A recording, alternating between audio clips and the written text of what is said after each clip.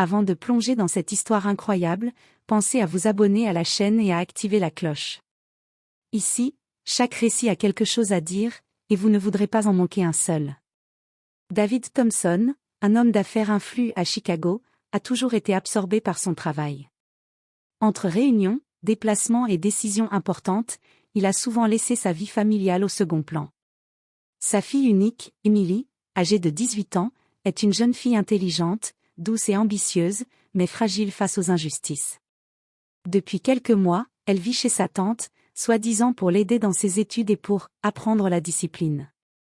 Ce que David ignore, c'est que la tante, sous prétexte d'éducation, traite Emily comme une domestique. Chaque jour, la jeune fille se lève tôt pour nettoyer la maison, préparer les repas, faire la lessive et obéir à des ordres incessants, tout en étant humiliée et rabaissée. Ses rêves et sa joie de vivre s'éteignent petit à petit sous le poids de cette oppression silencieuse. Ce soir-là, David décide de rentrer chez lui plus tôt. Il est fatigué mais heureux à l'idée de retrouver son chez lui et de passer un peu de temps avec sa famille. En franchissant la porte, il entend des bruits de vaisselle et des cris étouffés. Ses yeux s'écarquillent lorsqu'il voit Emily, sa propre fille, penchée sur le sol, balai en main, tandis que sa tante la surveille d'un regard sévère et dominateur.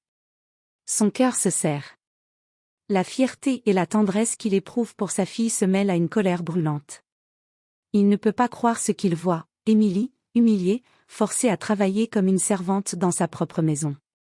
Pour la première fois, il prend pleinement conscience des erreurs du passé, de son absence et de ce qu'Emily a dû endurer seule. Dans ce moment de stupeur et de douleur, une seule pensée traverse son esprit, il doit réparer cette injustice, protéger sa fille et lui montrer qu'il sera toujours là pour elle, coûte que coûte. Ce soir marque le début d'un bouleversement dans leur vie, une confrontation inévitable avec la vérité et un changement radical pour Emily. David Thompson franchit la porte de sa maison avec l'espoir d'un soir tranquille. Ses chaussures résonnent sur le parquet et il aperçoit, au fond du couloir, des mouvements inhabituels. Intrigué, il avance doucement. Il découvre Emily, sa fille de 18 ans, penchée sur le sol, un balai à la main, les genoux crispés. Ses cheveux bruns sont tirés en arrière, son visage fatigué est marqué par la tension et l'humiliation. Sa tante, Margaret, se tient derrière elle, le visage sévère, les bras croisés, la surveillant comme une geôlière. « Emily, dépêche-toi », ordonne Margaret d'une voix glaciale. « Tu n'as pas fini le nettoyage ?» Emily sursaute, ses yeux s'emplissent de larmes. Elle tente de se redresser mais sa tante la rabroue violemment. David, stupéfait, reste figé quelques secondes, incapable de réagir. Son cœur se serre, une colère sourde monte en lui. « Qu'est-ce que tu fais à ma fille ?» demande David d'une voix tremblante mais ferme. Margaret se retourne brusquement. « David. Ce n'est rien, juste de la discipline. Emily doit apprendre à respecter les règles de cette maison. » David sent sa colère exploser. Ses poings se serrent. Discipline ? C'est de l'humiliation. Emily est ma fille. Et personne n'a le droit de la traiter comme une domestique dans sa propre maison. Emily, surprise et soulagée à la fois, lève les yeux vers lui. Ses larmes coulent silencieusement. « Papa, je n'osais pas. » murmure-t-elle. David s'agenouille à côté d'elle, la prenant dans ses bras. « Plus jamais, Emily. Plus jamais tu n'auras à supporter ça. Je suis là maintenant. » Margaret, prise de court, tente de protester mais David, résolu, lui coupe la parole. « Tu quittes cette maison ce soir. Emily est ma priorité. » Pour la première fois depuis des mois, Emily sent un poids se lever de ses épaules. Le simple fait de voir son père défendre ses droits lui redonne courage et espoir. Ce soir-là, dans le salon silencieux, père et fille partagent un long moment de réconfort, tandis que David promet de protéger Emily et de réparer le temps perdu. Leur relation, jusqu'alors distante, commence à se reconstruire sous le signe de l'amour, de la confiance et de la justice retrouvée. Le lendemain matin, David ne peut plus ignorer la situation. Emily, bien qu'encore secouée par la veille, se prépare à la journée avec une nervosité visible. David, résolu, demande à parler à Margaret. « Margaret, nous devons discuter sérieusement, commence-t-il d'une voix froide mais contrôlée. Je ne peux pas tolérer ce que j'ai vu hier. Émilie n'est pas une domestique. Elle est ma fille et tu n'as aucun droit de la traiter ainsi. Margaret, les yeux plissés, tente de se justifier. David, je ne fais que l'aider à devenir responsable. Elle doit apprendre la discipline et le respect. David serre les poings, sa patience atteignant ses limites. Discipline? La discipline ne consiste pas à humilier, à abuser et à rabaisser quelqu'un. Je veux que tu comprennes une chose, Émilie restera ici, chez moi, dans un environnement sûr.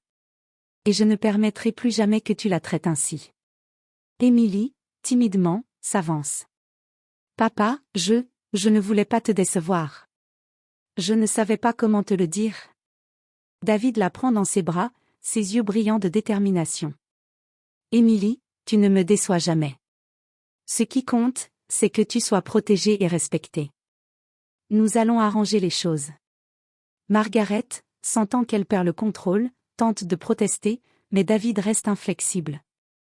Il commence à organiser le départ de sa tante, clarifiant qu'elle ne pourra plus jamais exploiter Émilie. Il contacte également des avocats pour officialiser cette décision si nécessaire. Pour Émilie, ce moment est libérateur. Elle ressent pour la première fois que son père la comprend vraiment et qu'il est prêt à se battre pour elle. Les murs de peur et de frustration qui l'entouraient commencent à tomber. David et Émilie passent le reste de la journée à discuter, à rire timidement et à partager des souvenirs. Le lien entre eux, longtemps fragile à cause de l'absence de David, commence enfin à se reconstruire. Ce chapitre marque un tournant, Émilie n'est plus seule face à l'injustice. Avec son père à ses côtés, elle retrouve espoir, courage et confiance en l'avenir. Les jours qui suivent, David prend des mesures immédiates pour protéger sa fille.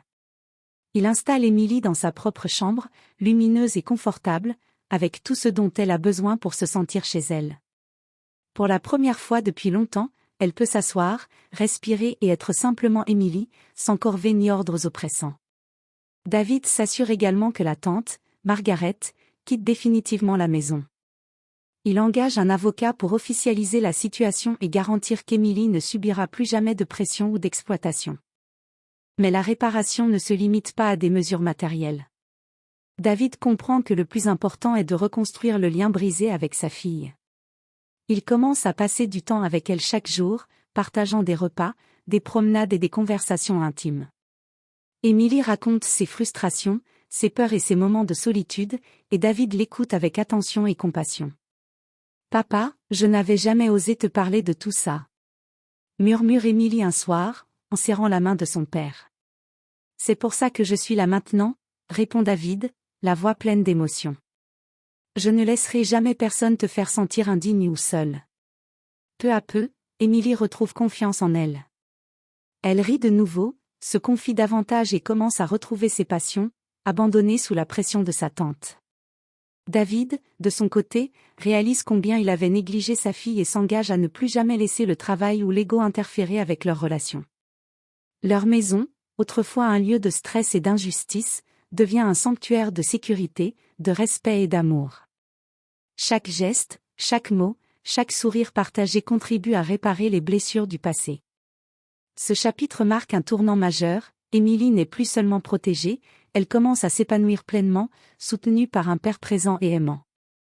Ensemble, ils redéfinissent leur foyer et leurs relations, construisant un futur où la confiance et l'amour sont au centre de tout. Les semaines passent, et Émilie commence à s'épanouir pleinement dans sa maison. Libérée des humiliations et des ordres oppressants, elle retrouve peu à peu confiance en elle. Ses rires résonnent à nouveau dans la maison, et sa personnalité lumineuse reprend le dessus. David, de son côté, reste présent et attentif. Chaque matin, ils partagent le petit déjeuner ensemble, chaque soir, ils discutent de la journée. Il l'encourage à poursuivre ses passions et ses rêves, lui offrant le soutien et l'amour qu'elle n'avait jamais cessé de mériter. Un après-midi, Émilie propose à son père de faire une promenade dans le parc où il jouait quand elle était petite. En marchant côte à côte, elle lui prend la main et dit « Papa, merci. Merci de m'avoir protégée et de m'avoir redonné confiance. Je me sens enfin libre. » David sourit, les yeux humides. Tu as toujours été forte, Émilie. Je n'ai fait que t'aider à le réaliser. Avec le temps, la relation entre père et fille se transforme en un lien indestructible. Émilie se sent aimée, respectée et valorisée. Elle comprend que peu importe les obstacles ou les injustices qu'elle rencontrera dans la vie, elle pourra toujours compter sur son père. La maison, autrefois théâtre d'humiliation et de peur, devient un havre de bonheur et de sécurité. Émilie s'épanouit à l'école et dans ses passions, inspirée par l'amour et le soutien inconditionnel de David. Cette renaissance symbolise plus qu'un simple retour à la normalité, elle représente la puissance de l'amour familial, de la protection et de la justice. Ensemble, père et fille affrontent la vie, plus unis que jamais, prêts à surmonter tous les défis et à construire un futur où le respect et l'affection sont au cœur de leur foyer.